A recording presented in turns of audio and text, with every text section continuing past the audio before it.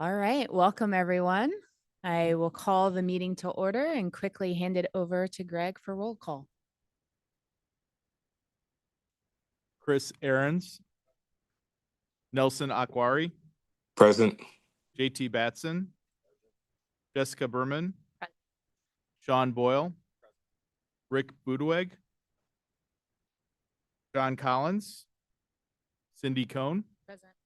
Mike Cullina, Whitney Engen, Don Garber, Here. Nathan Goldberg Crenier, Patty Hart, Mark Johnson, Cassidy Leak, Lori Lindsay, Fritz Marth, Louis Matus, John Mata, Tina Rincon,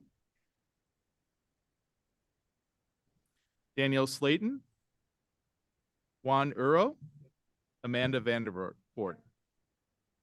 Cindy, you have a quorum.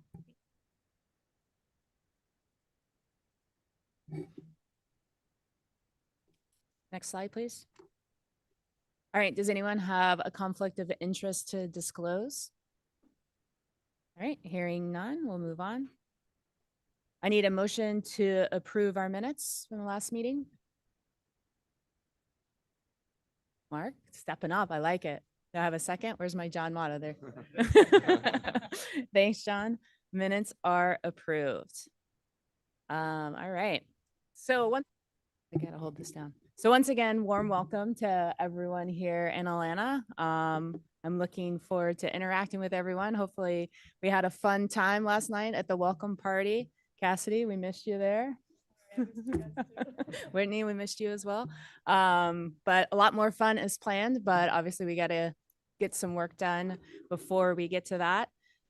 You'll hear a lot from me tomorrow, so I'll be very brief today. I just wanted to really say, those of you that have been on the board for a while or been around for a while, you know it's been a long and winding journey to get where we are today. And I just want to thank everyone in this room and everyone online for your belief, your support, and your collaboration with us, as well as your patience, because it has taken us a while to get here. So thanks for leaning in. Thanks for your work. And I couldn't be more excited about the direction we're going. So thank you all. On the same note, we all know we still have a lot of work to do, and I'm proud of our collective accomplishments as I look around this impressive room full of people. And you know, I just couldn't be more proud to lead this organization and be a leader in soccer in the US as we are going to welcome the world next year in 2026. And so I just want to thank our staff and our board and our members for everything that they have done to get us here. So with that, speaking of where we are heading and where we're going and what's up next, I'll pass it to JT, who's going to walk us through the in-service to soccer strategy. Thank you, Cindy. Go to the next slide, please. So as most folks in the room and certainly the board knows, you know, we've been on a journey to define where we're headed as an organization and more broadly as an American soccer ecosystem. In early 2023, we started an extensive engagement with stakeholders, board members, folks from all across America to understand what do we care about as a soccer nation? Where are we trying to go? What do we need to be great at? That led to the launch of our 5 strategic pillars in September of 23 and a public launch of some core beliefs and values around how we go achieve those things. That led to what last year we announced the creation of the ecosystem reviews, and looking around the room, I see a lot of folks who put in a lot of time in this and helped us develop what today we're publicly releasing, which is our new in-service to soccer strategy. So want to thank everyone for all your help and pushing to help us get here, and are excited to share it more publicly. If you go to the next slide, please. You know, through the ecosystem reviews, we got a lot of feedback, and there were some consistent themes that sort of popped up time and time again. And some of those are ones that maybe you would have guessed at the start, and there are others that you know, were ones that were newer to bring to the fore, but really came across the board. And we're excited about bringing those to life in our new in-service to soccer strategy. If you go to the next slide, please. So With that, we've got a little video here to unveil our In Service to Soccer strategy, and then I'll be handing it over to Tim, to Matt, to Lex, to Michael, and others on the team to share a little more details around what it means.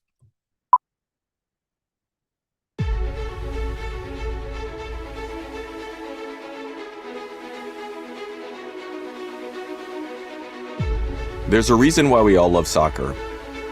It's more than a game. It's a force for good. Soccer happens in parks, in schools, in stadiums, in backyards, and on the sand and courts across our country. And for us all to be successful, U.S. Soccer needs to be in service to you. One soccer ecosystem working together, growing the game, increasing access, inspiring excellence, creating a legacy for soccer in America. During the recent ecosystem review, you told us what you need. We hear you. A shared strategy for the future of soccer in our country, across 3 strategic ambitions. Soccer everywhere, ensuring everyone everywhere experiences the joy of soccer. Soccer success, our national teams and pro leagues winning on the world stage. Soccer investment, maximize and diversify investments to sustainably grow the game at all levels. We know the destination. Now we need to plot our course together with operational and strategic plans that will deliver success. We are creating a new solutions group, building on our member services function to ensure all members can fully benefit. First, the US way, a shared philosophy, a strategy, and a practical toolkit in support of you to enable excellence at every level of the game. World-class development pathways and environments. Shared and scaled infrastructure, professional development for the entire soccer ecosystem.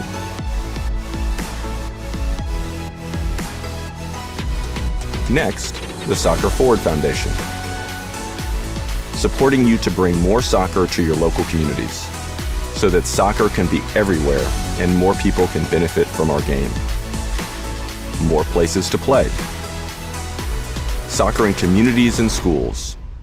Collaboration and best practice sharing, a national marketing campaign to increase awareness and participation.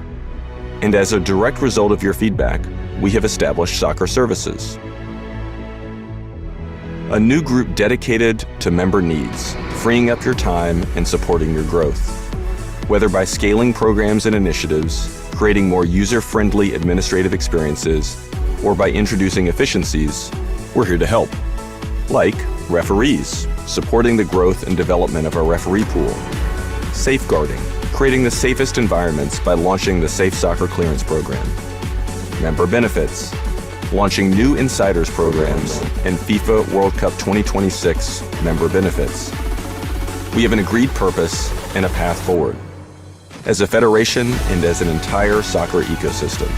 As a result of our financial success, thanks to our commercial and philanthropic partners and our loyal fans, we are investing at record levels in the future of soccer in America. We have modernized our ways of working to serve you better. We are on your side and by your side, building a new era of soccer together as one nation and one team in service to soccer.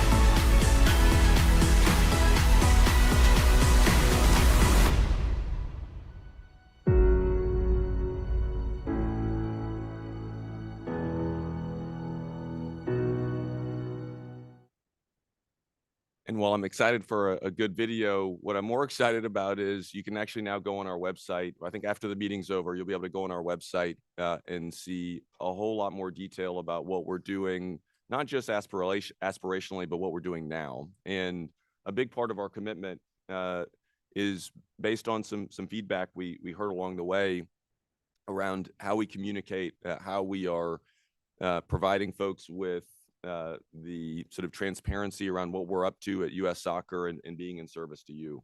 And there's been a big journey that we've been going through around really embracing our new vision of existing in service to soccer and a full embraceal that for us to achieve the strategic ambitions that we've put forward, we have to support you, and that our job at US Soccer is to support those who are bringing soccer to life in communities all across this country. And this in service to soccer, evolution from our team has really been around how do we go through everything we do at Yes Soccer and put it through the lens of how does it help get soccer everywhere? How does it help us with soccer success? And how does it help us with soccer investment? If we go to the next piece here, there are obviously folks from all across the landscape. We got pro clubs, we've got youth clubs, we got adults, we got folks from all different backgrounds.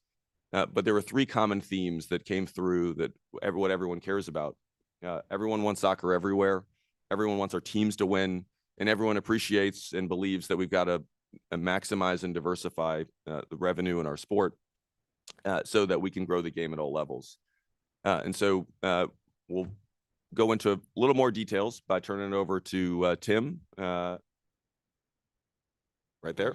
There we go. Our Real chief. quick, Tim, before you get started, we have a lot of people that are standing. I love that we have standing room only here, but if you have an empty seat next to you, can you raise your hand so we can get people seats? Lots of seats. All right, here we go. You guys can find a seat. Keep your hands raised so they see it. If you want to stand, feel free to stand, but I want to make sure everyone that wants a seat can get one.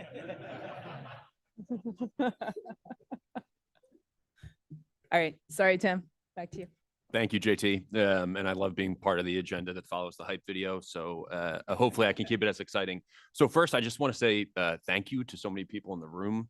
I've said to a few of you already, there's, I've met a lot of new people and I've seen a lot of the folks who have been part of this journey for the past 2.5 years. And I think what I wanted to thank you is not just for the kind of content-based feedback, but also we've had so many staff members who have been so excited to go on this journey for the past several years. And your guys' honestly mentorship and kind of support of the staff who wanted to do this has been really, really invaluable beyond just the content-based feedback. So I wanted to say thank you for that.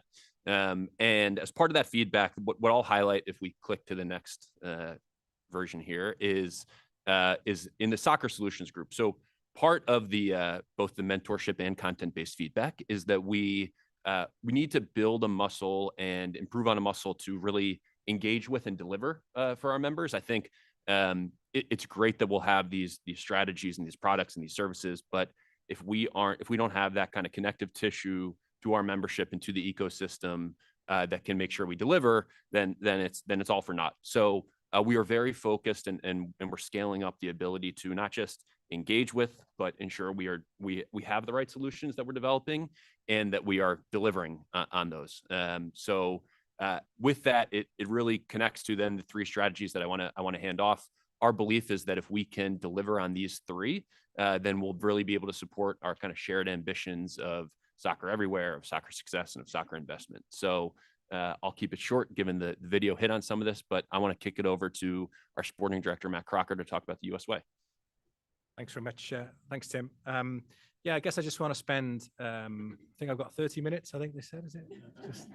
Just briefly giving everybody just an update on US Way and three things really. So what is it?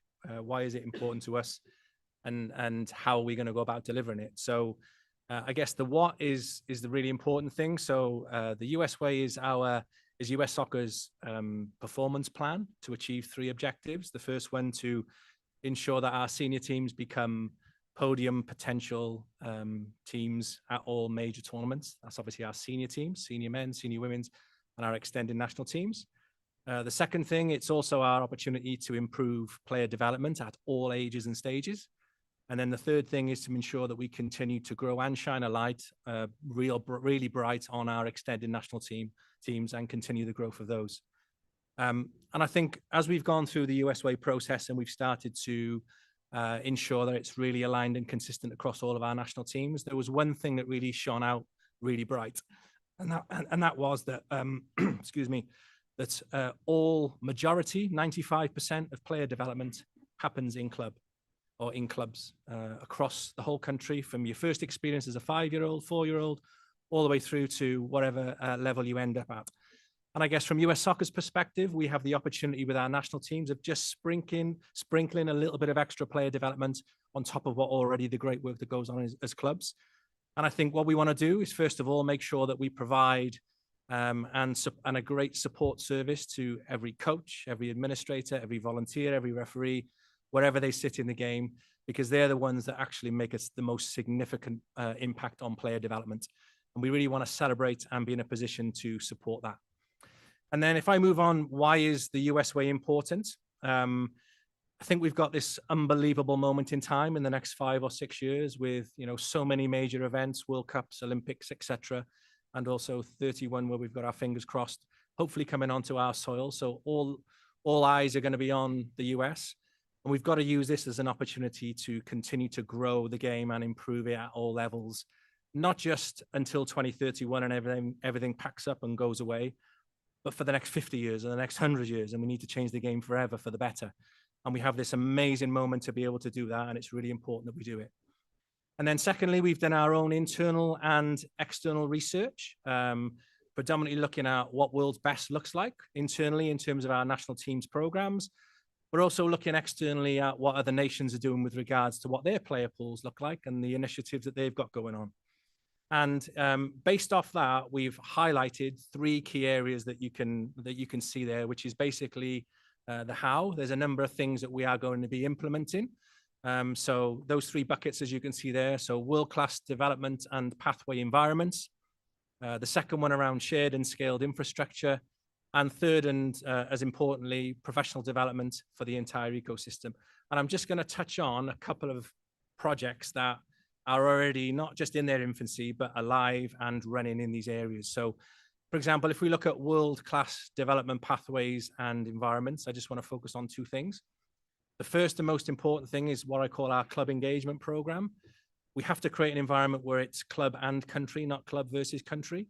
And we've got a number of initiatives from our 2-year share calendar that we've now got up and running that includes every international event, every major leagues, competitions, to ensure that there's not this push and pull when players get selected for the national teams. We can make the best decisions for the players based on what is right for them at that moment in time, which clearly puts the player right at the center of the process.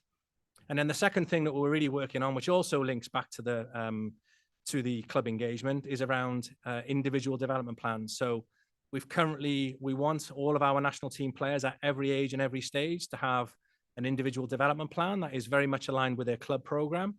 So we've already trialing currently in the ECNL with a number of clubs, a situation where, every quarter or every 6 weeks, the player, the club coach, the international coach, the parents, all sit.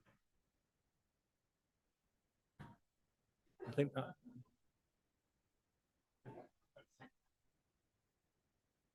Okay.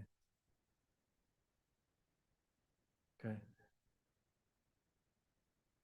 I think this is the French Football Federation just putting a stop to all of the activities in the room. Yes. For those online, we got an alarm outside.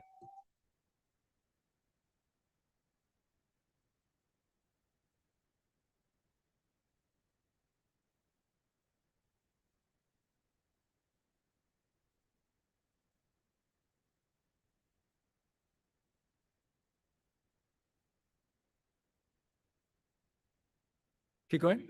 Okay. Right. Okay.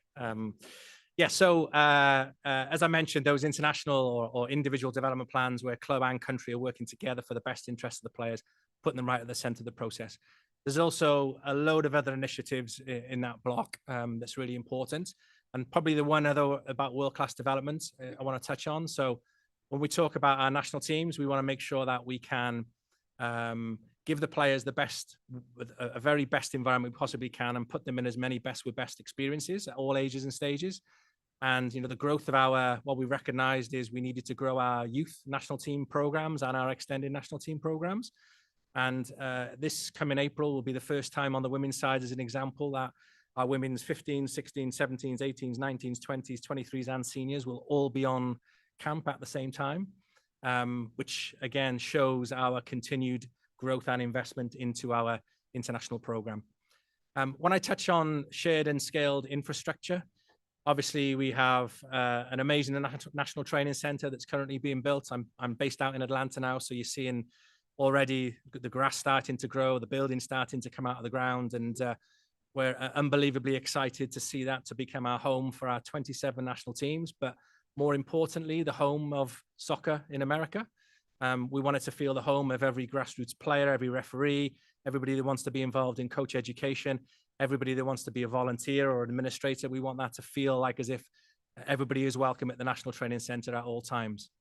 And then the second thing around skilled and shared infrastructure is the growth that we've added in terms of what we heard loud and clear is the game wants more resources, and it's important that we take the lead on, in particular, coaching resources. So we are currently developing a system where at every age and stage, the best in practice coaching practices, player development experiences, things that we can share that is free to give to the game that aligns very much with our overall pathway. And the idea is that we build this golden thread that runs through every coach and every club from the youngest age. Everybody has a part to play in player development. And we really want to celebrate that. But more importantly, we want to support and positively influence that going forward. And then finally, professional development for the entire ecosystem. It is really, really important that we become the first port of call for every coach, every administrator, and everybody involved in the game when it comes to education and development. And our intention is to take a lead on that going forward. And we obviously have the facilities now with the National Training Centre to start to really grow out all of our coaching awards, whether they be on the technical side or in all other areas, including things like refereeing. So, you know, we really want to grow that ecosystem, and we really want to be the first port of call for every coach and every administrator in the country to want to come and do their education and development with us. And what that gives us is a great opportunity to positively influence the work that they do, the 95% of the work that they do at their clubs. So just to take away, because I know I've been over my time, I think the bell was going off because I was over time earlier, but just sort of 3 takeaway messages. So the US way is US soccer's opportunity to be in service to the game in this country. We want to be the first port of call for every coach, every administrator, and everybody that wants to be involved in the game to support them in every one of their training and educational needs. Secondly, we've already delivered the US way across a number of, or given an overview across a number of associations and club members, etc.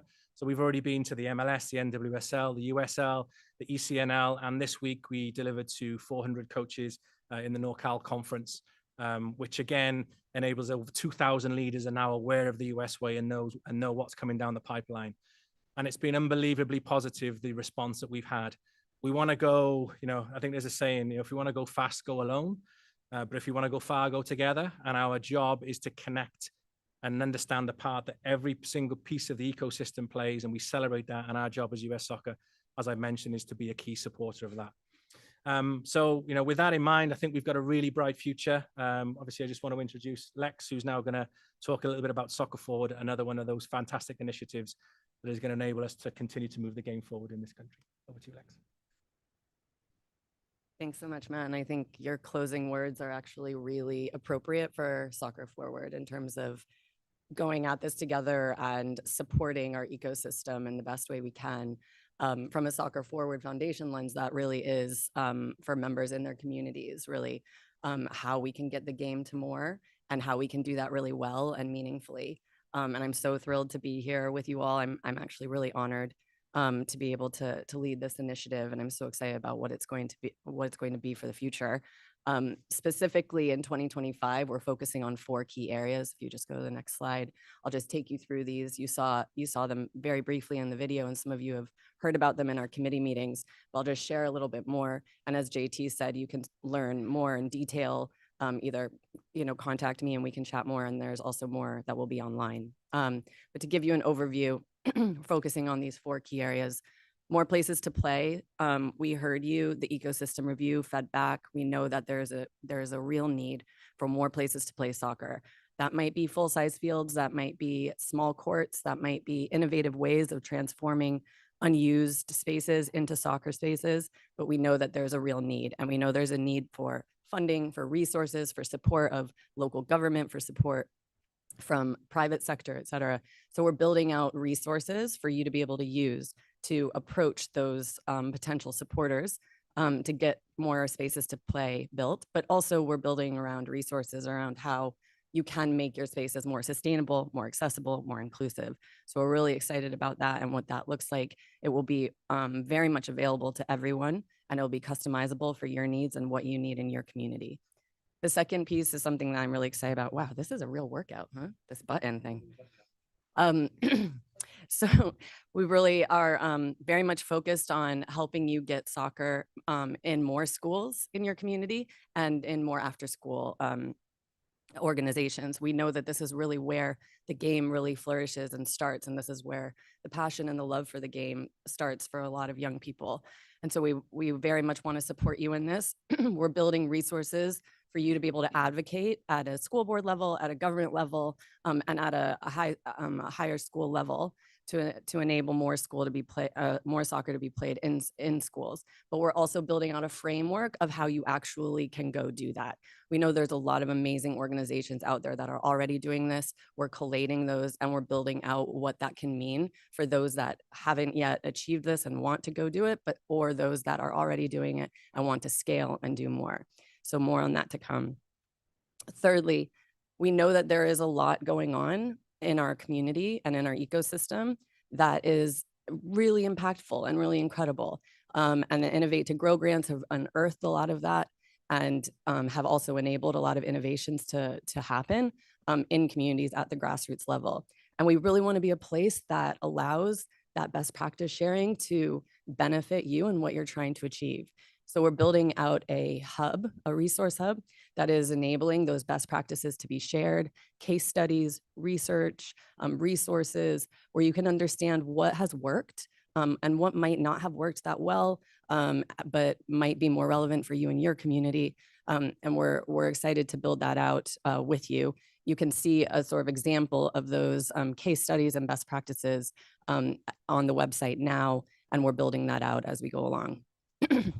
And then finally, underpinning all of this is a national campaign that we're looking to launch ahead of, in the excitement of next year, 2026, which will really kind of inspire, what we hope will inspire the entire country to understand how they can participate in the game, how they can play, but also take part, feel seen, feel like they belong in our game.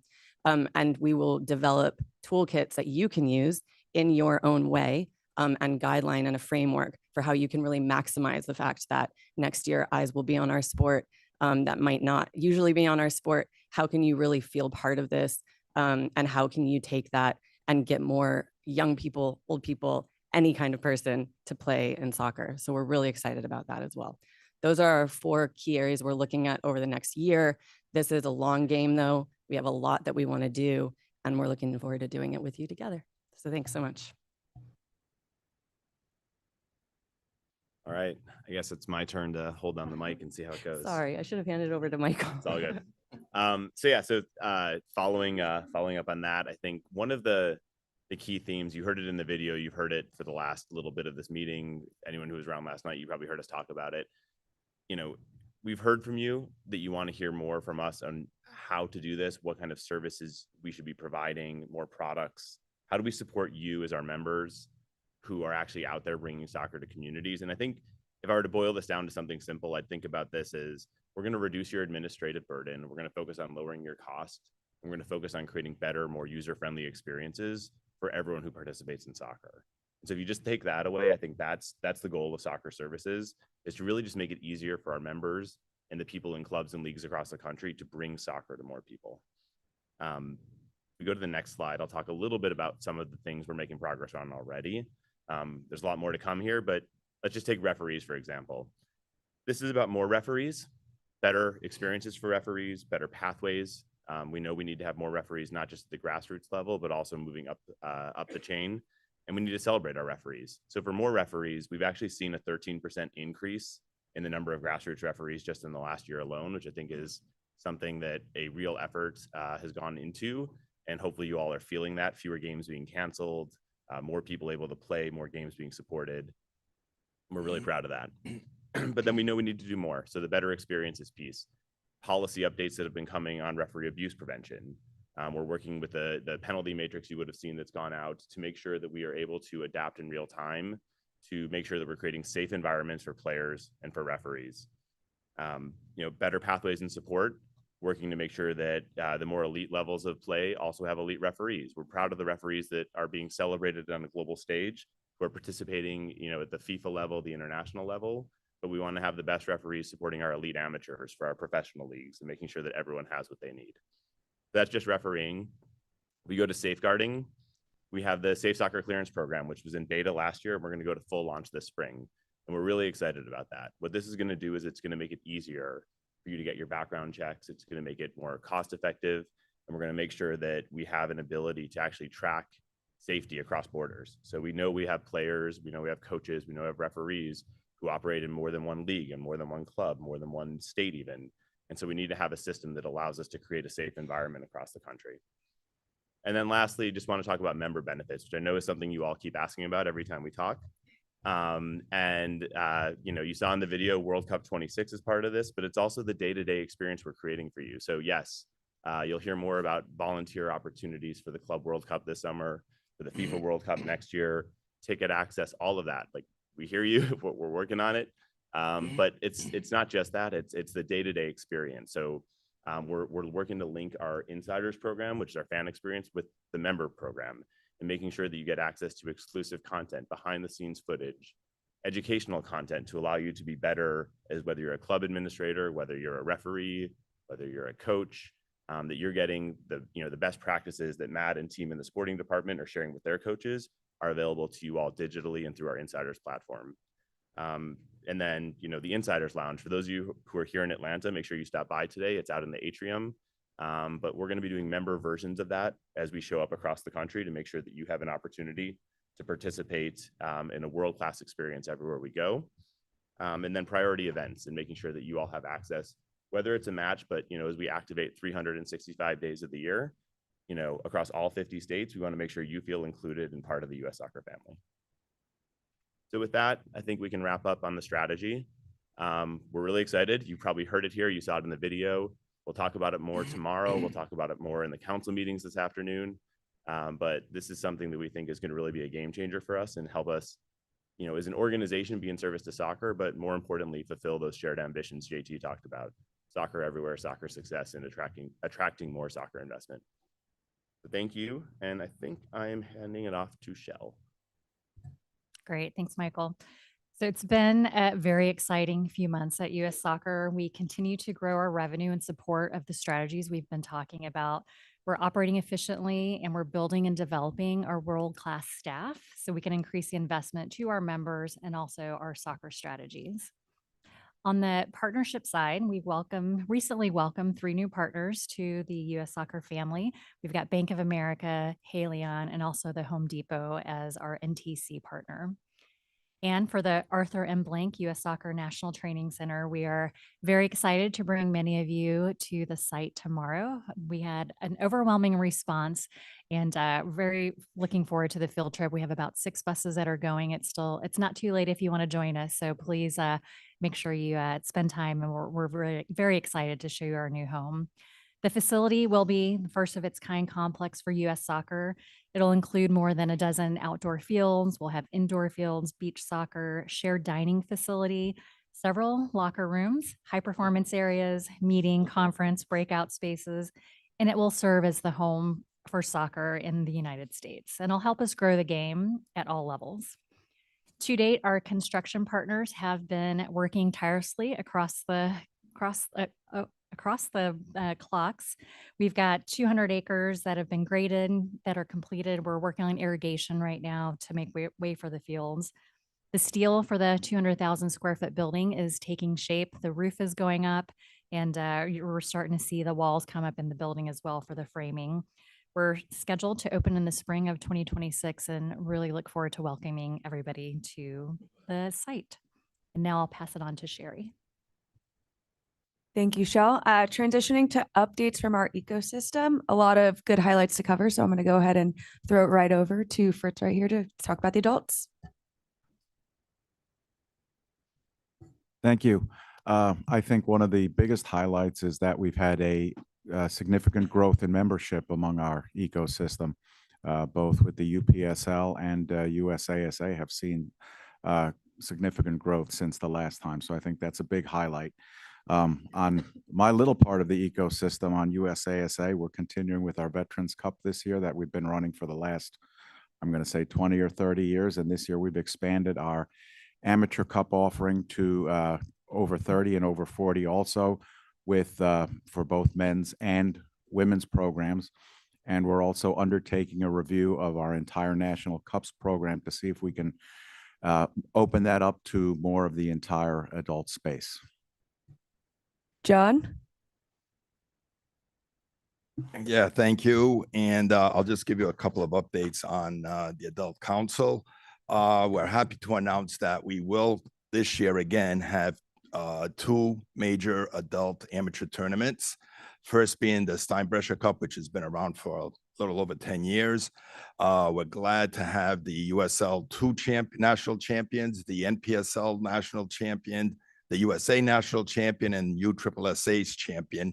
They will meet on the weekend of June 8th in New Hampshire to host the Steinbrecher Cup.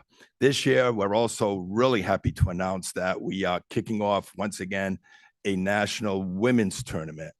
And I think it was announced yesterday that it's the Brandy Chastain Cup, where we will bring in the top 4, again, national champions of women's amateur soccer. They will compete. There will be 1 semifinal on the East Coast, 1 semifinal on the West Coast, and depending on who wins those games, will decide on who will host the final. It's something that the Adult Council has been talking about for many years. We're really happy that we're going to kick it off this year with the support of a grant from the Innovate to Grow Fund and support from U.S. Soccer. So we want to thank you for that.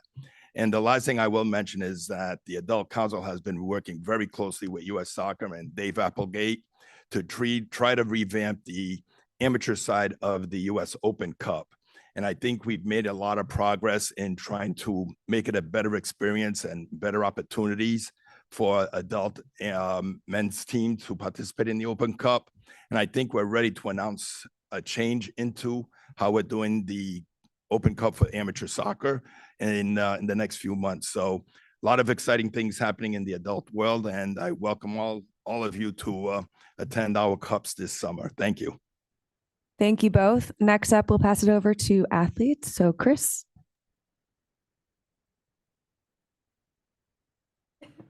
I should have been ready for that. Apologies. Not a lot of athletes updates. First thing I'll call out, which probably will get mentioned at some point, but the Adapt and Thrive event is next month. So we're always excited to see how that plays out. Really great for U.S. Soccer to have I don't know, choose a buzzword, a tentpole event, I suppose. JT's agreeing with me. I did good there, sat in enough board meetings.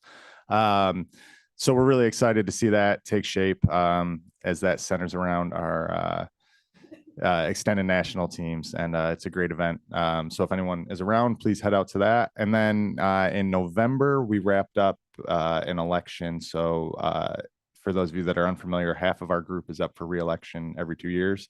So we welcome 9 new members with 1 returning member. Many of them are actually here, just taking everything in this weekend, ready to learn. So please introduce yourself. Please say hello. They're eager. They're excited. They really want to learn all of the different things that make U.S. Soccer go. But we're really excited to have them here. And then lastly, again, I'm probably stealing someone's thunder, but I need to thank Lori Lindsay and Danielle Slayton, as this is technically their last board meeting. There's not enough words truly in a 30-second sound bit to thank them for the impact they've had. When the Athletes Council expanded and we needed to add board members and members, Danielle Slayton was the first person I called. Not that Lori wasn't, Lori just was already on. So, but they're 2 people that anything they touch, it seems to improve. So they will greatly be missed, and we're very thankful for all the years that they've given to helping not only the Athletes Council, but U.S. Soccer more broadly. Thank you, Chris. Now we'll turn it over to our Sherry, youth if I can leaders. just Oh, add sorry. something really quick.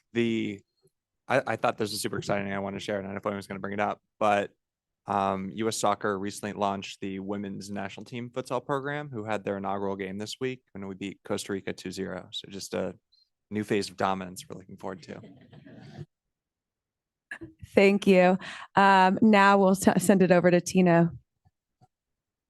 Awesome. Thank you. All right. So on the USU soccer front, I just want to reiterate what I said last meeting. I'm so proud of our state associations who continue to grow the game at the local level. We're continuing to hit those pre-pandemic numbers. And so super excited and thankful for that. We've had a very successful start to 2025 as the staff, board, and membership. We've focused on making changes to both our national championship series and our national league format to streamline the pathway for clubs and teams to deconflict the calendar and to provide first-class experiences to our players and their families. These changes are going to take effect in the 25-26 season, and I'm really looking forward to the results that have come from all the conversations and really input across our stakeholders.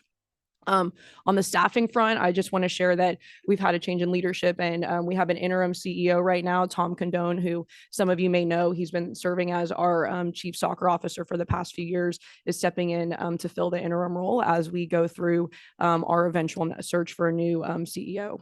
And then on the youth council front, we have a meeting this afternoon where we're going to be able to display all the collaborative efforts that everyone has put in, talking about how the youth can fit better into the ecosystem and the U.S. strategy, and then also making an announcement, obviously, on the seasonal year, which has been a hot topic. But I really want to thank Mike and Doug and Rick and all the other member organizations for their efforts and working together to be in service of soccer, and then also leaning in to the common goal of a less fractured youth landscape. Thank you, Tina. Next, let's hear from Rick. Oh, thanks. So AYSO continues to look for ways to grow the game with new opportunities in communities. A couple examples of that is we're actually expanding our partnerships with schools and school enrichment programs. In the Chicago area, working with the Office of the Emotional Learning to really bring a program that's more than just athlete development. It's all about the social learning by partnering already with their existing CPS score program that was on the ground, which offers their interscholastic sports programs for the 5th through 8th grade. And by leveraging our curriculum and our knowledge to work with them, we're actually able to help them grow it. Also looking for some other unique partnerships, such as working with a flag football organization that was looking for other sports for them to get into by then offering soccer as kind of a complementary to their visions. We also continue to work across the landscape. We have a partnership with Cedars-Sinai, Kerlin Jobe Institute to take a look at athletes and athlete injuries and injury prevention at the right age groups. So looking at how we can do our training and modify things for ACLs and actually improve that so that we don't have the athletes going out, and making sure it's focused on the right age groups.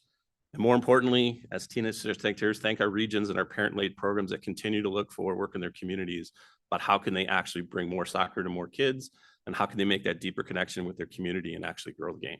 Thanks. Thank you, Rick. And finally, passing it to Mike. Yeah, thank you. Pleased to speak a little bit about U.S. Club Soccer. We had another year of double-digit growth. I do want to touch on a couple of things. One, in our safeguarding department, which is obviously a new department for us over the last couple of years. Many of you know, we've brought in Allison Kokoris. We will have another hire next month, which will essentially double the size of that department, with a focus now not just on the adjudication and dealing with the behaviors once they've happened, but how can we provide more resources into our clubs and our leagues to prevent the behaviors in the first place and stand up new projects and priorities related to, again, proactive education and prevention. We're also very happy to be a resource for our peers in the membership. Anybody that has questions or wants to work with our team, we're a complete open book and happy to help anybody that wants to work together in this space. I also want to touch on a technical department, which now we've hired Ross Pauly away from FIFA to take over our ID2 program. He'll be joining our girls team in France, our boys team in Scotland in April, and is working very closely with Matt's team to figure out how ID2 and talent identification and our play development models across the country can support the U.S. way and all of the good things that Matt talked about before he set off the alarm. In our coaching education side, we've issued nearly 7,000 U.S. soccer licenses last year. I think we've got 39 B and C license courses scheduled for this year that our members will be hosting across the country. Again, additional collaboration with state associations to ensure we're working with them to not put courses on top of one another. This is not an area of competition. This is an area of support. More better coaches lead to better players staying in the game longer, and we're very happy to be a part of that. And lastly, I'd like to talk a little bit about our Leadership Live, where we're bringing again our top league leaders into LA next month as part of the Nations League event. We started this a few years ago, where we bring our leagues together. They collaborate across what is different in each ecosystem, each market, obviously the unique challenges that they have. And this is the first time we have actually decided to bring soccer leaders into a soccer event and actually go to a soccer game. So we're certainly excited to do that in LA. Lastly, I just want to thank Matt, Sherry, Anna, Emily, Fiza, who have attended a number of our events with our staff, with our leagues, and continue to just represent the Federation in an exemplary way. And we thank you for that. Thank you, Mike. And last but certainly not least, we will move over to our Pro League reps, starting with Don. Hey, thank you very much. And I first want to say congratulations to Cindy and JT and the entire U.S. Soccer staff. It's been a great year, and the planning and the strategy and the organization of everything you've laid out is really spectacular. So hats off to all of you. Sorry that I can't be there live. San Diego, MLS San Diego team will kick off tomorrow, and kind of an appropriate kickoff of our 30th team in our 30th season. It was a great year last year. MLS set a record for us with over 12 million fans coming through our turnstiles, and we broke ground on our two newest stadiums in Miami and New York City FC. That'll be our 27th stadium for our 30th team, and we're just so excited for all the work that's been done in all of the communities throughout the U.S. in building these great soccer stadiums. A lot of exciting things going on this year, including the launch of our season last weekend, Atlanta, where you all are here today, celebrating the opening of the National Training Center, really kicked off our season with a bang, with 65,000 fans at their opening game. That was the third largest soccer crowd in the world on Saturday. The same time, we've kicked off our Apple MLS On-Site. It is our version of Drive to Survive. I encourage you all to check it out. It's really fun. 8 episodes that'll be streaming throughout the year. Very busy time throughout the year, last year, and certainly for this year with MLS Next and MLS Next Pro.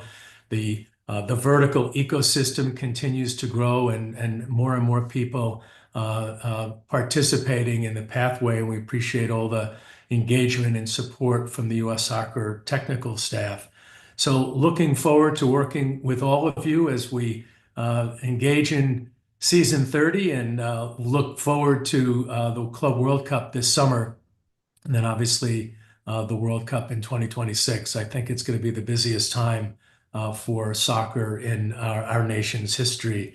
Also want to say thank you very much to Lori and to Danielle. Not only have they been great members of the Athletes Council and participants in the U.S. Soccer Board, but remain as on-air talent for MLS Season Pass, and we really appreciate all of their support.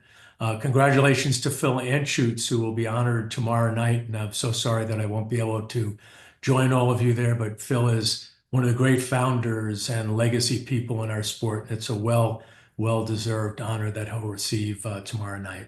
Thanks. Thank you, Don. I will now pass it over to Jessica. Thank you.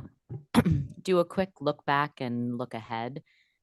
Reflecting on the 2024 season, have to acknowledge and celebrate the Orlando Pride, who broke records last year, went undefeated for much of the year, and won both the championship and the Shield, which is quite rare and hard to do. And we celebrated them week over week and reflect back on how incredible they are, and got to witness Marta achieve her vision and goal of being able to win an NWSL championship. We brought in incredible new ownership into our league, including the likes of Bob Iger and Willow Bay, and sold an expansion team for a record fee of $110 million to Denver, with a commitment to build purpose-built infrastructure, which we'll have more announcements to come in the coming weeks. We negotiated an extension of our collective bargaining agreement with our player association, where we adopted the FIFA rules with a very clear and intentional recognition that we operate within a global game, and have to use this opportunity to recognize and celebrate some of the legends of our game that we share who retired this past season. To name a few, Alex Morgan, Becky Sauerbrunn, Kelly O'Hara. These are players for whom we've built the game on their shoulders, and we look forward to finding ways to keeping them close to the NWSL and the US soccer ecosystem. We broke attendance records and grew attendance year over year, 47% from 23 to 24. We enjoyed welcoming the Kansas City Current's first purpose-built stadium for women's soccer globally. And as a proof of concept, they sold out every single home game, and I think regretted building as small as they did.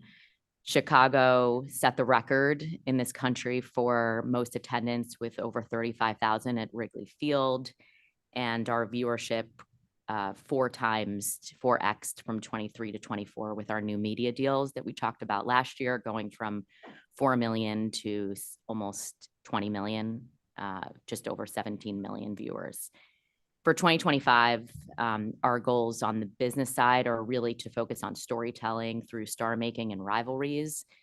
We are focused on transcending culture and really leveraging the power of our incredible athletes to reach people beyond soccer, beyond the core, and making sure that fans all across the world know our next generation of stars. And I think that's something that we share in talking to Matt and others. The U.S. Women's National Team is the youngest it's probably been in a really long time, and we have to make sure that people know the names of those players so that they want to watch them compete on a national stage and in the NWSL. We too are excited to launch our first ever docuseries, I guess our version of Onside, or as Don referenced, Drive to Survive. Our docuseries is called For the Win, and it's launching next Thursday on Amazon Prime, and it's following the 8 teams chase to the championship, a 4-part documentary that is incredible. So encourage everybody to watch.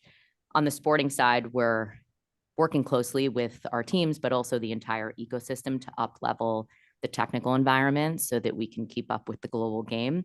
We know we have to do a good job of working collectively to support coaches and others in the technical environment, as we have hundreds of millions of dollars flowing into the game, but it has to be done strategically, working on the pathway to pro, getting smarter through the use of data.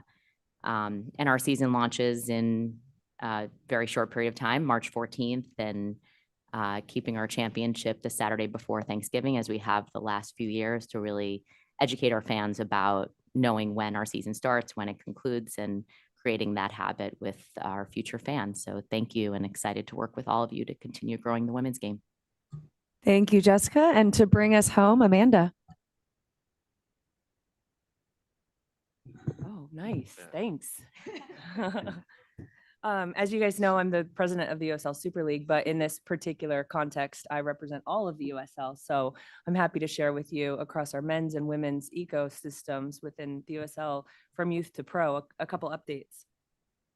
2 weeks ago, USL announced the establishment of a new Division I men's league, which we're very, very excited about, expanding access to top tier soccer and bringing the highest level of the game to more communities, all of which are in service, of course, to our sport's continued growth.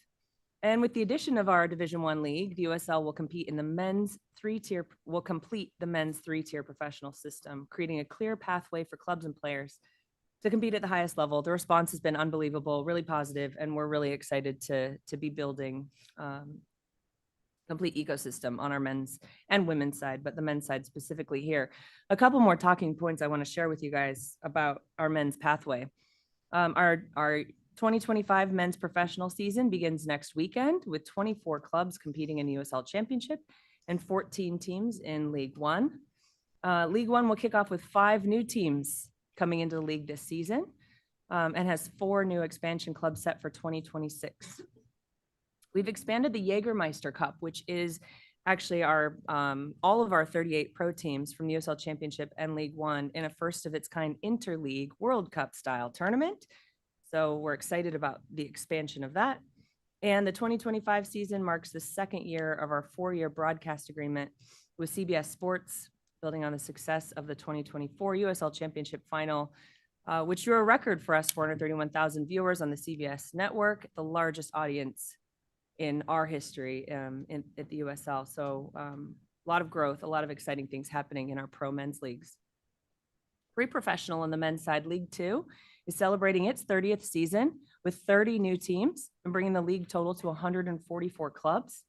During the 2024 season, 29% of USL Championship players and 43% of USL League One players were League Two alumni. I raised that because it is the pathway like in action within the USL, and I think it's always an exciting thing for us to highlight.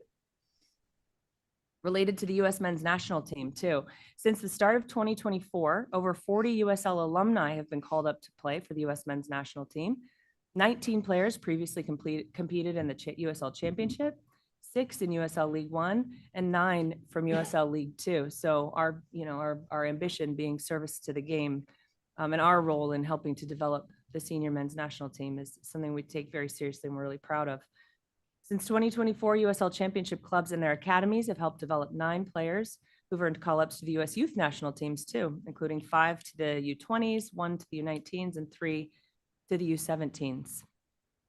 On the women's side, I start smiling when I talk about the women's side. Obviously, I love the men too, but I get really excited because we've just kicked off since last year. I mean, we've kicked off the USL Super League in the fall of 2024, sold out crowds, incredible play on the pitch. We've just now started the second half of our season, which we call the spring schedule.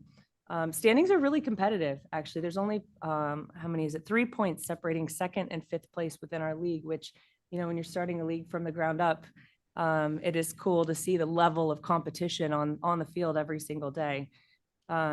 We welcomed, in our winter break, we welcomed some top collegiate talent as well. And I think that's a testament to the level of play and our American players' ambitions to get meaningful match minutes in pursuit of U.S. women's national team call-ups. So the more competitive environments we can get our players playing in on a consistent basis through the Super League is something we think a lot about.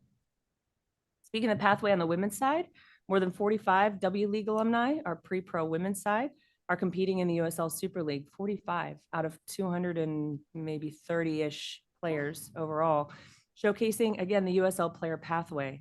So players are graduating from the W League, our pre-pro, into the pros.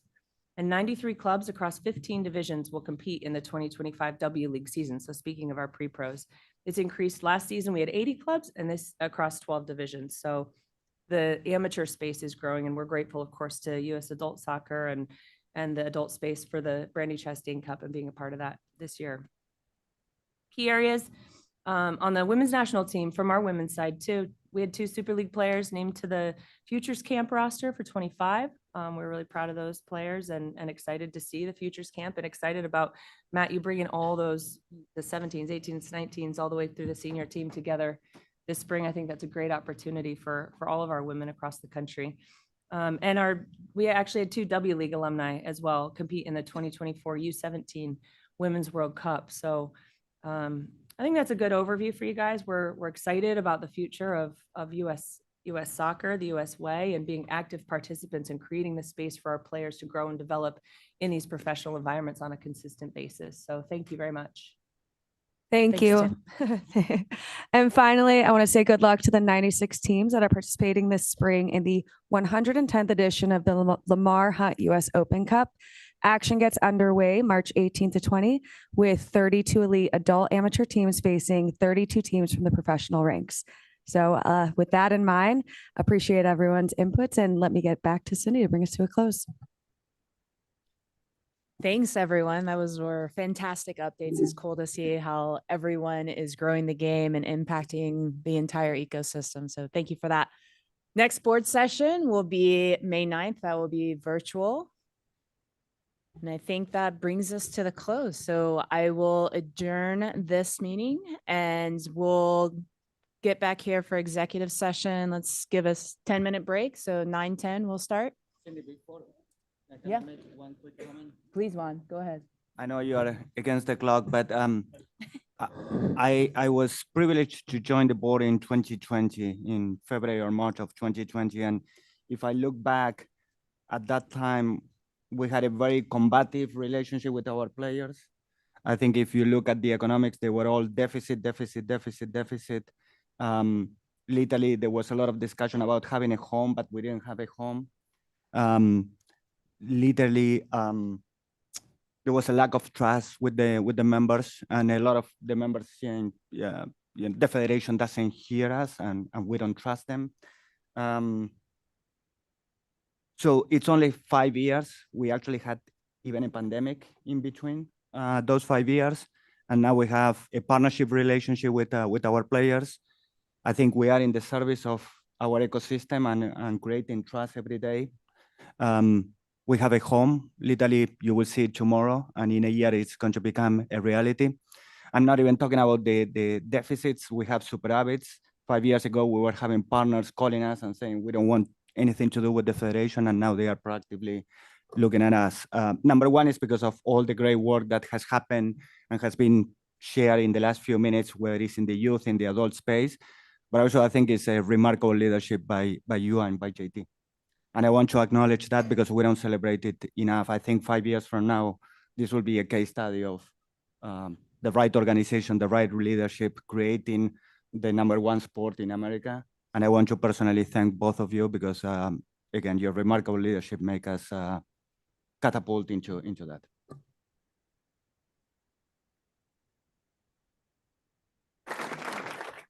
Thank you, Juan, for making me completely uncomfortable. As I said, we're adjourned and just ignore whatever wants.